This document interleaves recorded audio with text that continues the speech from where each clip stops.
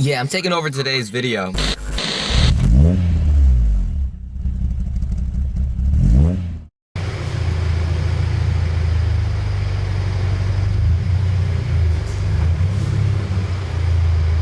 This is Autohaus Z, and today we're doing some spark plugs. Ezekiel, what are we doing first? Okay, well, we'll start from the beginning. So, yeah, very first thing you do is you find a good friend, because how many miles does your car have on it? 61. Yeah, 61. So, if I remember correctly, plugs are due at 60 in these cars, and yeah, these engines, you really don't want to mess around. So, you know, you can't change your plugs too early. Again, don't want to mess around. We got some OEM plugs from Subaru. Gotcha. We're gonna get some anti-seize on these plugs before they go in. Where I'm at now, you want to disconnect the negative part of the battery, because we're gonna be touching some sensitive components. So like this computer's got to come out, and yeah, you don't want to shock yourself or put a shock through the car and destroy the electronics in the car. So there's 3 bolts for this guy. And then these tabs, I gotta remember, I haven't done this in a long time. Yeah, there's a tab on the back of this connector. You have to press down, and then this guy should pull forward.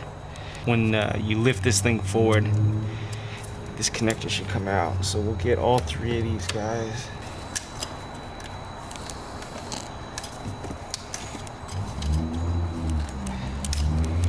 Alright,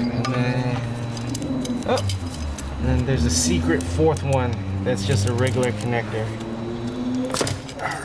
Alright, so we're gonna put anti-seize on the spark plugs threads, because they're dissimilar metals. You're putting steel into aluminum. If you don't put anti-seize, they'll become friends forever, and you don't want that. And so what we're doing is we're just gonna put like a little bit at the top. And what's gonna happen is when I thread this in, it'll roll down through the thread. So you don't wanna glob the anti-seize all over the threads on this guy. I actually don't work on a ton of these, which is funny, because I worked on a lot when I worked at the dealer. But it looks like the coil pack harness is different on, you know, a pre-facelift model. This one's a 13, right? Yep. So it looks like it's just a plastic connector. I think there's a metal paper clip on the facelifted ones. Basically, I'll just press on the back side of the connector and then use the screwdriver to help me push it out. So after that, I'll get the 2 10mm. Really important, if you guys see, there's a car on the lift. So we're gonna do this all on the floor. No need to jack up the engine, no nonsense. You can just do spark plugs with the car on the floor. Yeah, don't need anything special. Yeah, there's this video on YouTube of this guy who drops the subframe to do the spark plug. So yeah, don't do that. All right, so I got my connectors off. 1 10mm for each of the coil packs. Careful, because you'll probably even drop these down into the abyss. So yeah, again, no nonsense, no jack up the car. We're gonna take these packs out. So yeah, well, there's one. Important, like when I take these out, I'll look. Sometimes you can see like tracks where they're arcing out through, or you know, if these are worn out. If these are hard, I'll say we should replace these. But so far so good. These look like in good shape, so we'll keep using these things. Awesome. And then you may be thinking, oh no shit, there's 2 of these guys, but there's actually 8 injectors on this car. So 8 injectors and 2 fuel pumps. So hey, cool. All right, so this is the secret. You gotta shove one of these in one at a time. You could probably get the right spark plug socket for it. You don't need it. This is just a 14mm deep socket. And then everyone's got their own trick, but my trick is this wobble extension that's kind of worn out, and you'll see why you kind of want a worn out one. And the extension, and I should be able to hear it go click. You should wait till the engine cools down, because I'm burning my hand right now.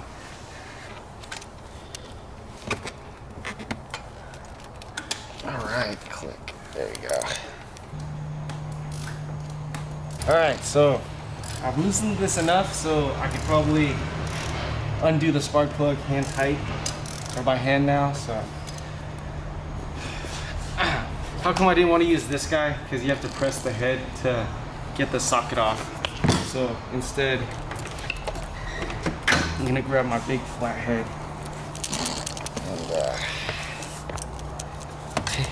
and wedge it up in there. Take my ratchet back. Alright. That guy got pulled out. I gotta go rescue my 14 mil socket.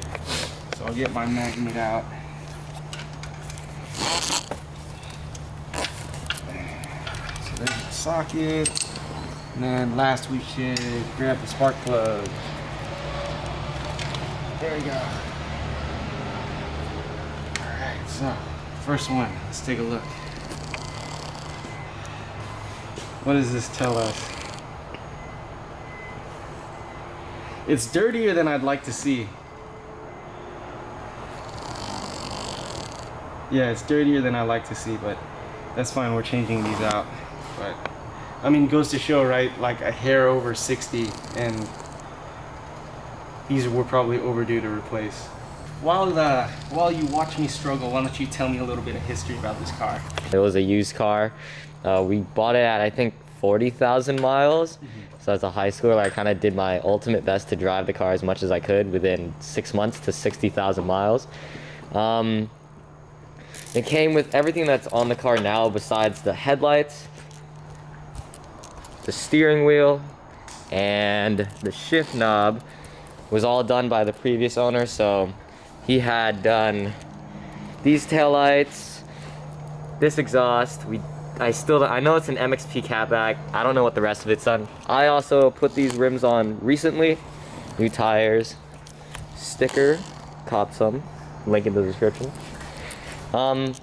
This car, for me, this has a story behind it. So I used to drive a 2004 Corolla, and I owned that for the majority of my 16-year-old, but I also had this car. Oddly, my parents have moved out, and we put this car in a garage for about 9 months while I was on the way to turn 18.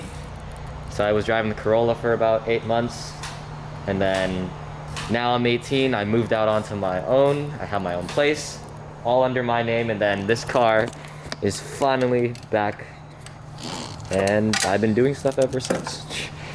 I mean, these are all used, as you can see, broke high schooler stuff, but we'll fix that eventually.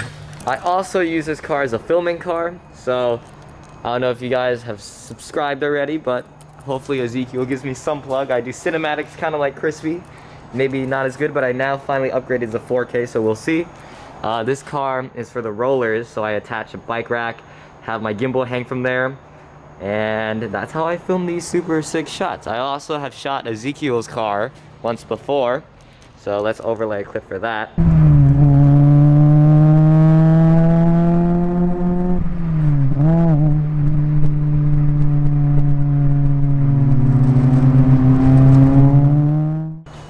Ready to put the plugs back in, so here's my secret. This is an old spark plug wire that I cut off the end. I'm just gonna put this guy in there.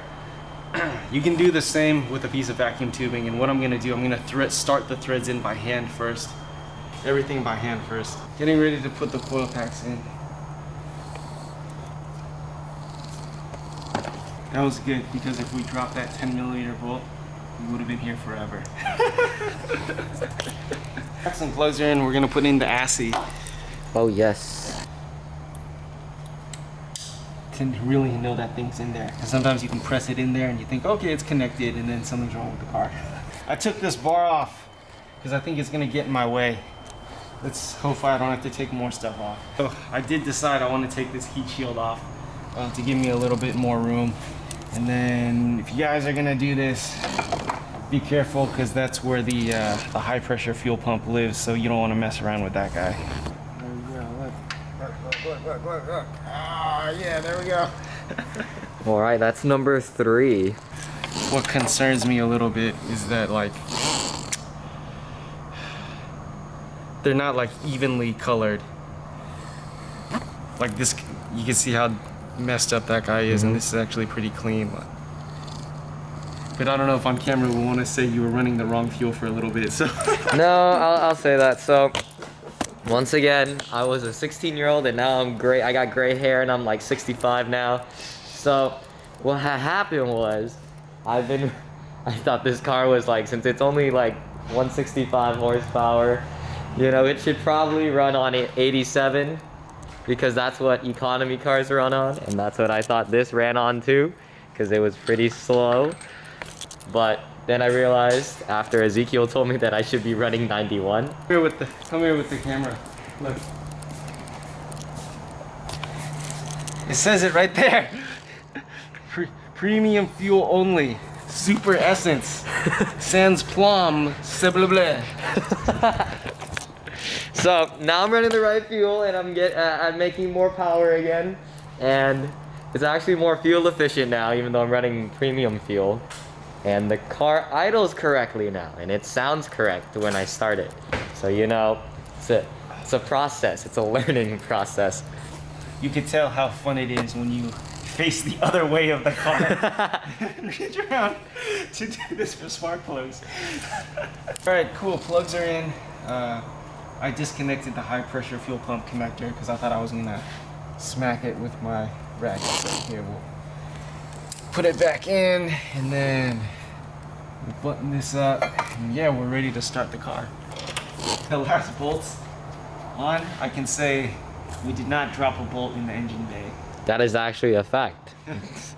Time you disconnect the battery, you want to just do a key on and wait 5 seconds, and then you can start it. So go ahead, you can start it.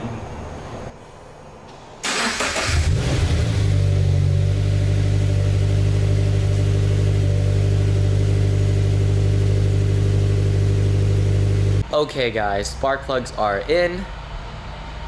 Make sure you like, comment, and subscribe. Make sure to check out our Patreon, and thanks again, you guys.